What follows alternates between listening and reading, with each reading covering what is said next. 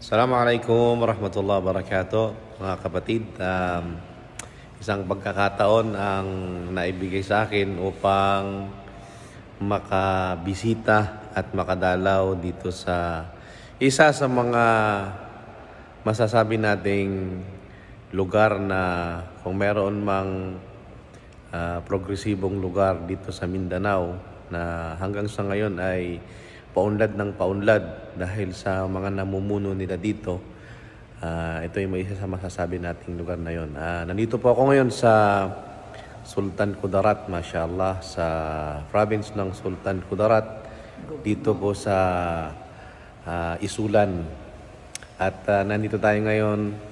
Ang kasama ko ngayon ay kilala nyo siguro at isa rin sa mga kinikilalang masyaikh, mashallah. At kaklase namin ni Ustad Abdul Fattah Zakaria sa Baguio.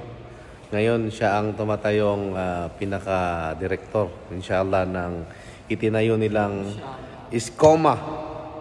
Si Ustad, si Sheikh Nasser, mashallah. Sheikh. Hayakumullah. Ahlan wa sahlan sa mga kapatid nating lahat. Mashallah. Jazakumullah khair sa pagbisit ni Sheikh Ismail Kacharo. All away from Tacloban, mashallah. May Allah reward you and protect you wherever you are. Alhamdulillah. Jazakumullah khair. At dito rin yung ating matinding Sheikh, si Sheikh Abdul Fattah Zakaria. Sheikh. Assalamualaikum warahmatullahi wabarakatuh. Sa lahat at magandang araw sa lahat ng mga viewers ni Ustad Ismail Kacharo. Alhamdulillah at nakabisita sa dito sa atin sa probinsya ng Sultan Kudarat. Mashallah, mashallah. So, Sheikh, maraming salamat sa diyafa ninyong dalawa. Mashallah. At may chance tayong makabisita dito at maitur dito sa inyong lugar. So, inshallah, magtutur tayo sa mga lugar na pwede nating puntahan dito sa provincial capital nila. No? Yung sikat na provincial capital nila, yung hospital na walang bayad, zero bill.